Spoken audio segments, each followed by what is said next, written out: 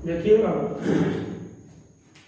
हम आशा करते हैं कि आप लोग घर पर आराम से रह रहे होंगे और पढ़ाई करना अति आवश्यक है। पढ़ाई करना इसलिए आवश्यक है जो वर्तमान स्थितियाँ पूरे वर्ल्ड में चल रही है उसको हम लोगों को नकारने के लिए बस की बात नहीं है।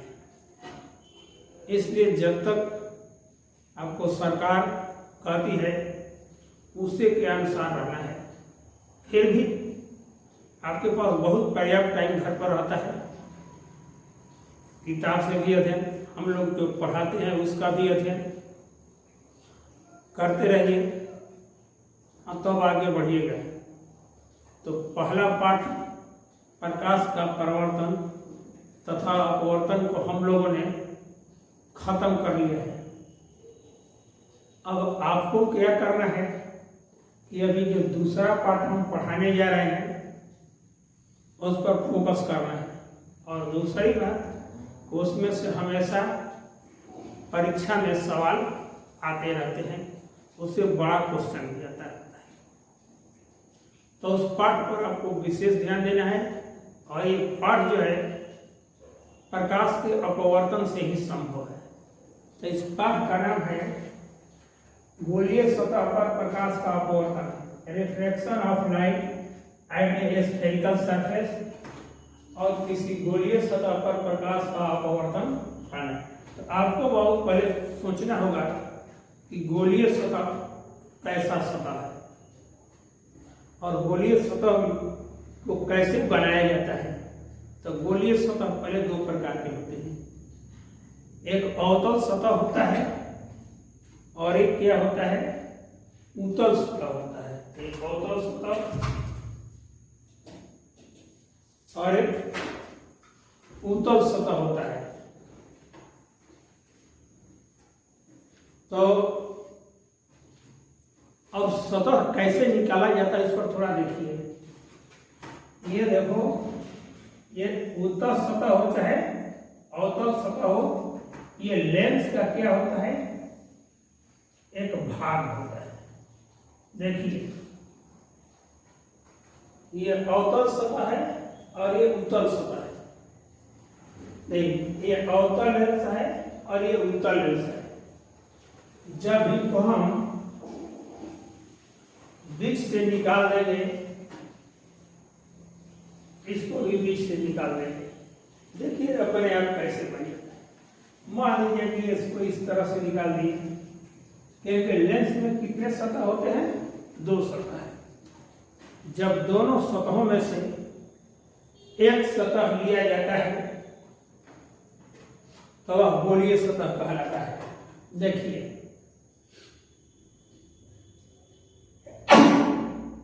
इसका हमने निकाल दिया, इसका निकाल दिया तो देखिए बाबू ये भाग बचा हुआ है। क्या भाग बचा हुआ है, ये भाग बचा हुआ है, ये अवतल सतह। तो इसमें कितने सतह के बारे में पढ़ना है, तीन सतहों के बारे में पढ़ना है। और तीन सतह कैसे, नहीं दो सतह के बारे में पढ़ना है, लेकिन केस इसमें कितने होंगे, तीन होंगे। केस कितने होंगे, तीन। क्योंकि उत्तल सतह में वास्तविक और आभासी दोनों प्रतिबिंब बनता है, लेकिन अवतल सतह में केवल आभासी ही प्रतिबिंब बनता है। तब पहले हम कौन सा सतह उठाए हैं, अवतल सतह उठाए हैं। तो इसमें पहला हमने इसमें हम पहला कौन सा सतह लेकर चले हैं,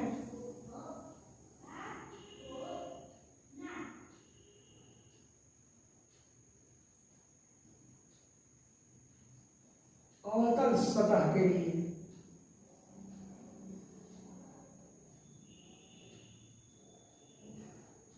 ये आपको जो बताया जाएगा किस सतह के लिए होगा, अवतल सतह के लिए।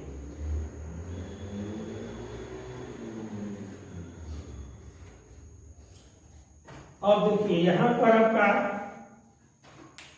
इसको ध्यान से देखिए,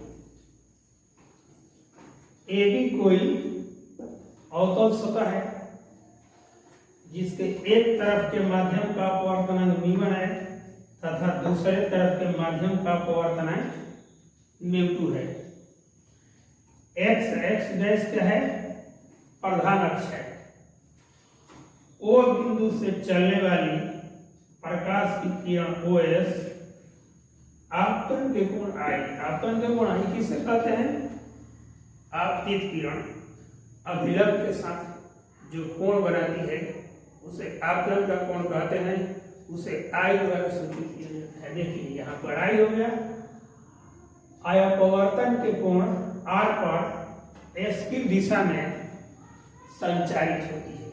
क्या होती है? S की दिशा में संचारित होती है। ये विरण माध्यम है, ये सघन माध्यम।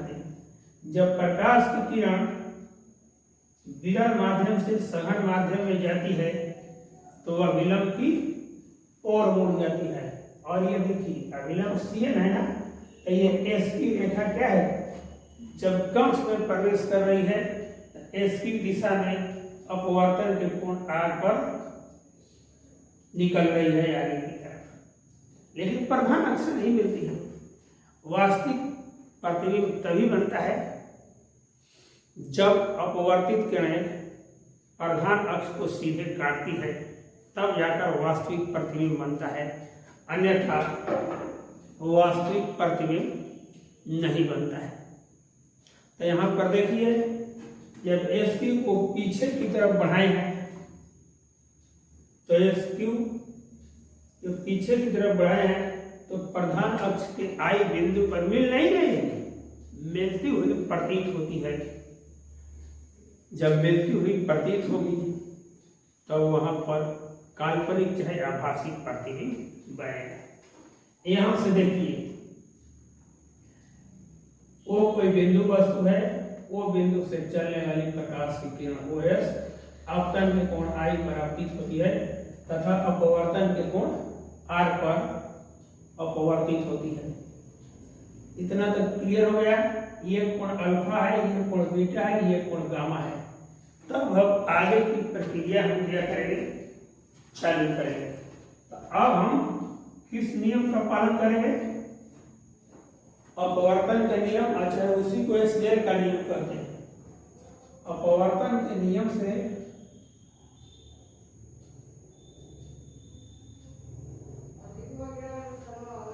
अपवर्तन के नियम से μ2 बटा में μ1 बराबर साइन I बटा में कितना होता है? Sine R। यदि I एवं R का मान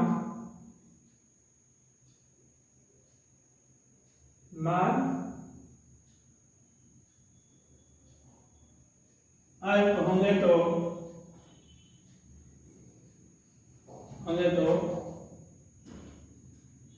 साइन I लगभग बराबर किसके बराबर होता है? I के, तथा साइन R लगभग बराबर R पे होता है। इसलिए कितना हो जाएगा? μ2 बटा में μ1 बराबर I बटा में R। अब इसको तिरछा तिरछी गुणा कर देंगे तो μ1 इंटू I बराबर कितना होगा? μ2 इंटू R। अब हमारा महत्वपूर्ण काम क्या है? इतना तो हो गया। अब हम आगे की तरफ बढ़ेंगे।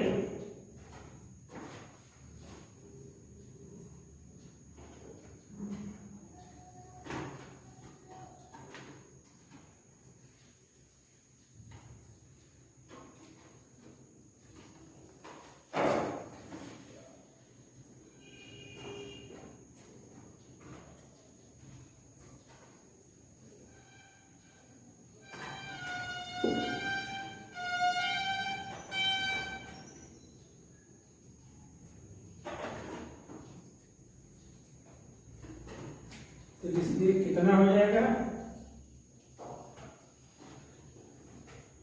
μ2 बटा में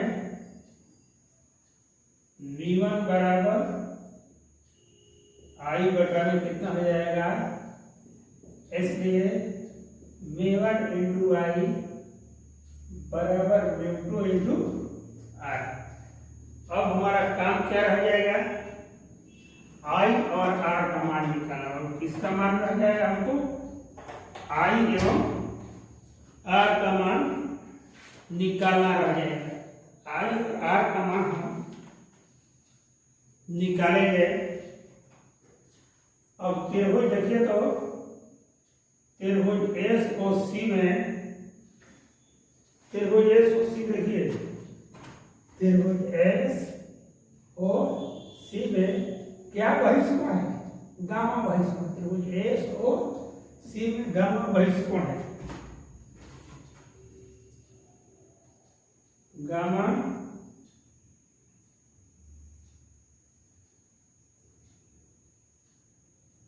गामा बहिष्कोण है, इसलिए गामा बराबर, तो बहिष्कोण सामने की दो अभिमुख कोणों के योग के बराबर पर एस और सी उठाइएगा तो गामा जब हो जाएगा तो इसमें दो कोण कौन बच रहा है, एक कोण आई बच रहा है और एक कोण क्या बचा है, अल्फा। एक कोण आई बच रहा है, एक कोण अल्फा। तो गामा बराबर कितना हो जाएगा, आई प्लस अल्फा। इसलिए आई बराबर कितना हो जाएगा, गामा माइनस अल्फा हो जाएगा। कितना हो जाएगा, गामा माइनस अल्फा। अब त्रिभुज किसको लीजिए, त्रिभुज एस आई सी में लीजिए।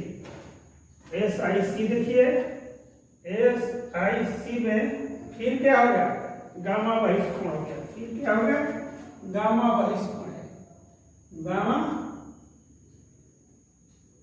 गामा बहिष्कोण है। गामा जब बहिष्कोण है तो अब देखो इस समय एस आई सी में ये कोण देख रहे हैं आर है, ये कोण बीटा है। तो गामा बराबर कितना होगा, आर प्लस बीटा हो जाएगा। इसलिए आर बराबर कितना हो जाएगा, गामा माइनस बीटा। अब हम क्या करेंगे, आई तथा आर का मान कहां पर रखेंगे, समीकरण 1 में। आई तथा आर का मान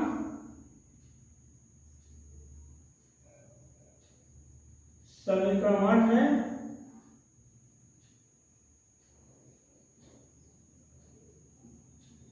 वन में रखेंगे तो कितना हो जाएगा, μ1 इंटू आई का मान कितना होता है, गामा माइनस अल्फा। और μ2 इंटू कितना हो जाएगा, μ2 इंटू हो जाएगा गामा माइनस बीटा हो जाएगा। ये समीकरण कितना हो गया, जो हो गया। अब देखिए हम क्या करेंगे, अब हम tan अल्फा के रूप में और tan बीटा के रूप में जब मान निकालेंगे, देखिए तो चूंकि tan अल्फा बराबर tan बीटा बराबर लंब बटा आधार होता है, तो इसके लिए एसएम लंब हो गया। क्या हो गया, एसएम लंब। किसके लिए, अल्फा के लिए एसएम लंब हो गया। आधार कितना हो गया, एमओ हो गया। एसएम बटा में कितना हो गया, एमओ। और tan बीटा का मान देखो तो tan बीटा का कितना हो जाएगा, एसएम बटा में।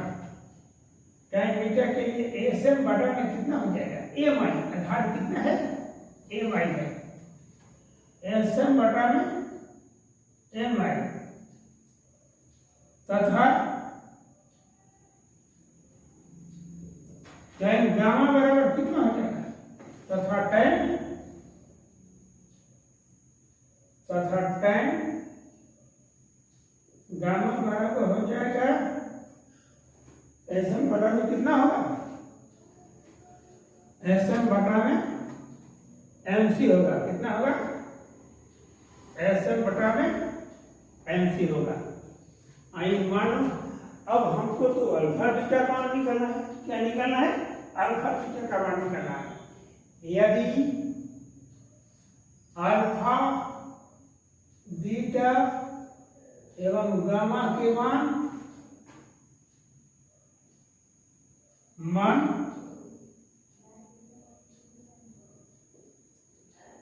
अल्प हो गए तो कितना हो जाएगा,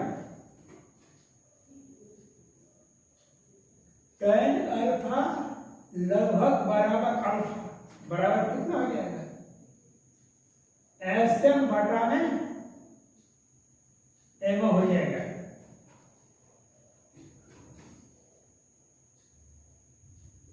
tan बीटा लगभग बराबर बीटा बराबर कितना हो जाएगा, एसएम। एसएम देख रहे हो, एसएम बड़ा में कितना हो जाएगा, एम आई हो जाएगा। तथा tan गामा लगभग बराबर गामा बराबर कितना हो जाएगा, ऐसा गामा है एसएम कितना होगा, एमसी हो जाएगा। कितना हो जाएगा, एमसी होगा। देखो एसएम बटा में एम, एसएम बटा में एम आई और एसएम बटा में एमसी। इस मान को कहाँ रखिए, अल्फा अल्फा बीटा एवं गामा का मान किसमें रखेंगे, समीकरण 2 में। समीकरण 2 में क्या करेंगे, समीकरण 2 में रखने पर देखो बाबू, अल्फा बीटा और गामा का मान ये देख रहे हैं समीकरण, अल्फा बीटा इस कोष्ठ में और इस कोष्ठ में 3 दो फैक्टर छोड़ा कर कुछ है हो नहीं। अब देखिए तो यहां पर रखेंगे तो v1 into gamma minus gamma की जगह पर कितना हो जाएगा, गामा की जगह पर हो जाएगा एसएम बटा में एमसी। अल्फा की जगह पर कितना हो जाएगा, एसएम बटा में एम हो जाएगा। इक्वल टू कितना हो जाएगा, अब देखिए गामा फिर आ गया, एसएम बटा में एमसी हो गया। बीटा का मान कितना होगा, एसएम बटा में कितना हो जाएगा, एम आई। अब देखिए यहां पर क्या है, एसएम दोनों तरफ से कमा है और 1 बटा में कितना हो गया, एमसी माइनस 1 बटा में एमओ म्यू 2 इंटू फिर इसमें भी कॉमन हो गया तो 1 बटा में कितना हो जाएगा, एमसी हो जाएगा।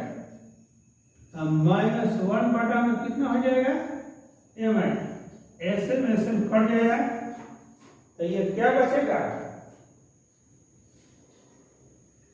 ये बचेगा m1 बटा में एमसी माइनस m2 बटा में एमओ बराबर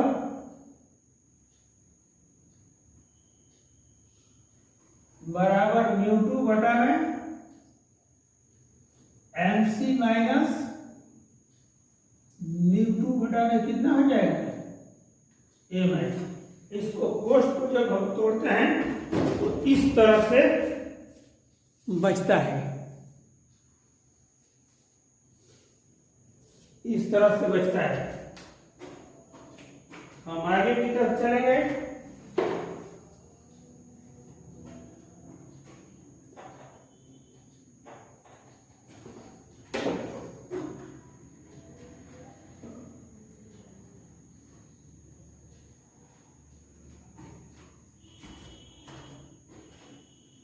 अब हम क्या करेंगे, यदि देख लो यही पर समझना है, ये सतह का द्वारा कहलाता है। यदि द्वारा का मुंह, यदि सतह के द्वारा का मुंह बहुत ही छोटा होगा, देखो छोटा करते जा रहे हैं, देखो हमारे हाथ को देखो, ये पहले इस सतह का आकार इतना है, छोटा करेंगे दोनों तरफ से बराबर हाथ आएगा, छोटा होते होते ये P बिंदु तक पहुंच जाएगा। जैसे कांच का एक टुकड़ा भी होता है तो लेंस का काम करता है, अगर लेंस का कोई टुकड़ा है, चाहे दर्पण का कोई टुकड़ा रहेगा तो वहां पर भी रखा जाता है, तो अपना गुण क्या होता है, छोड़ता होता है। तो ये P बिंदु पर A और B दोनों जब P बिंदु के निकट आ जाएंगे तो M बिंदु कहाँ चले जाएगा, वो भी क्योंकि S से SM जब लंब लगा रहेगा, अगर SM भी खींच सकते P बिंदु पर अगर आए तो लंब कहाँ आएगा, P बिंदु। कहने का मतलब M किसके तरफ जाएगा, P बिंदु की तरफ जाएगा। M किसके तरफ जाएगा, P बिंदु के तरफ। अब जब द्वारा का मुंह छोटा हो जाएगा तो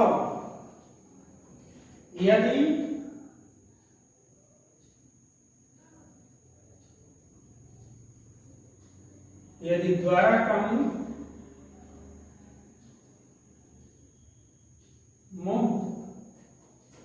बहुत ही छोटा होगा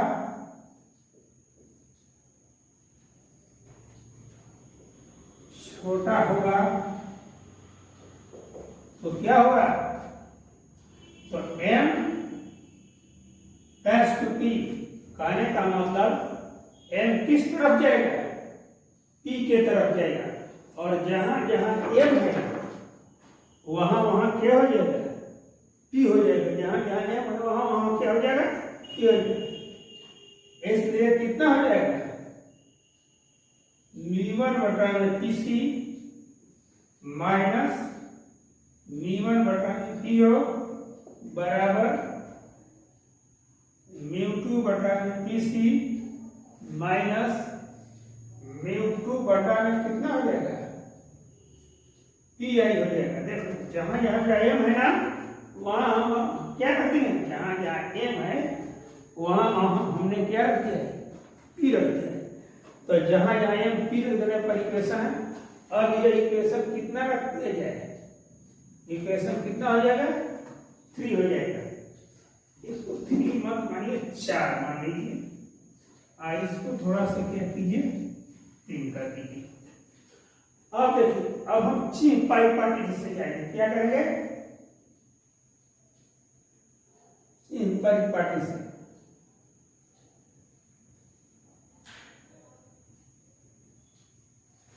पारी से कितना आ जाएगा, पीओ बराबर कितना होता है, वस्तु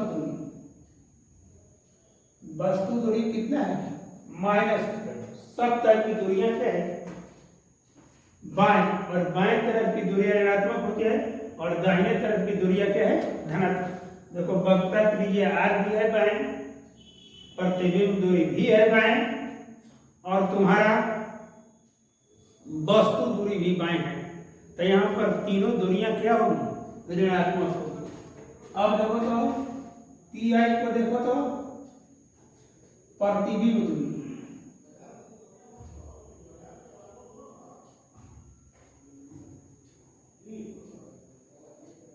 प्रतिबिंब दूरी बराबर -b, PC बराबर कितना हो जाएगा, वक्रता त्रिज्या, ये कितना हो जाएगा, -r। इन मानों को कहां रख दिया जाए,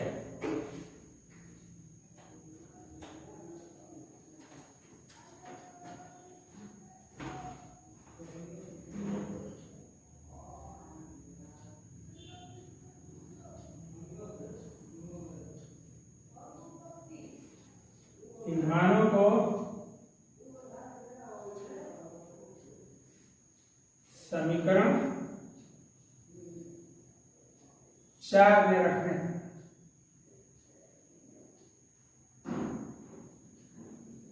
चार में रखेंगे तो कितना हो जाएगा, ये माइनस हो जाएगा, माइनस v1 बटा में r हो जाएगा, ये माइनस माइनस क्या होगा, प्लस हो जाएगा, v1 बटा में e हो जाएगा, ये कितना हो जाएगा, प्लस माइनस माइनस μ2 बटा में r हो जाएगा, माइनस माइनस प्लस हो जाएगा, तो μ2 बटा में कितना हो जाएगा, v हो जाएगा। अब हम क्या करेंगे, u और v को एक तरफ और r वाला फंक्शन को एक तरफ। तो देखिए इसको जब ले आए, इसको इस तरफ ले जाएंगे, क्या करते थे, इसको इस तरफ ले जाएंगे और इसको इस तरफ ले जाएंगे, तो ये माइनस है, तो कितना हो जाएगा, μ2 बटा में r, ये खुद माइनस है, तो v1 बटा में r μ2 बटा में v, तो बाबू साइड है, इधर से ये जाएगा तो माइनस हो जाएगा, v1 बटा में कितना हो जाएगा, अब ये कितना हो जाएगा, μ2 माइनस v1 बटा में कितना हो जाएगा, r हो जाए, अब बराबर μ2 बटा में v माइनस v1 बटा में, ठीक ढंग से अब बाएं दाएं लिखिए सूत्र के अनुसार, μ2 बटा में v माइनस v1 बटा में u बराबर μ2 माइनस v1 बटा में r। ये समीकरण क्या हो गया, समीकरण 5 हो जाएगा। सूत्र स्थापित हुआ,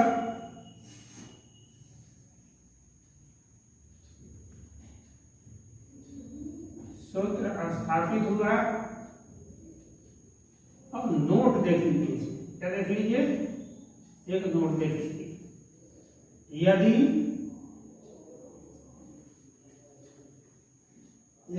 एक तरफ का माध्यम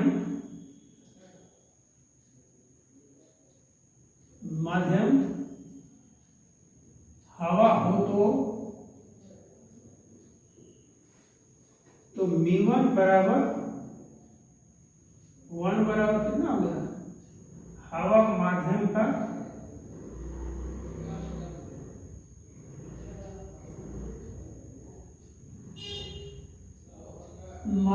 अपवर्तन, हवा माध्यम का अपवर्तन,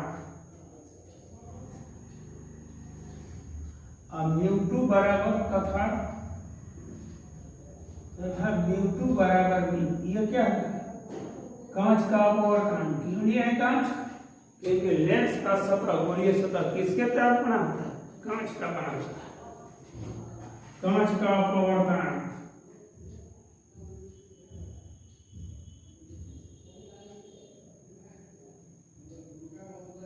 बराबर, इसलिए कितना हो जाएगा, समीकरण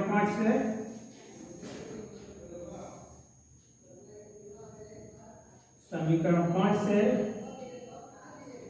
म्यू बटा में भी माइनस 1 बटा में म्यू बराबर म्यू माइनस 1 बटा में कितना हो जाएगा,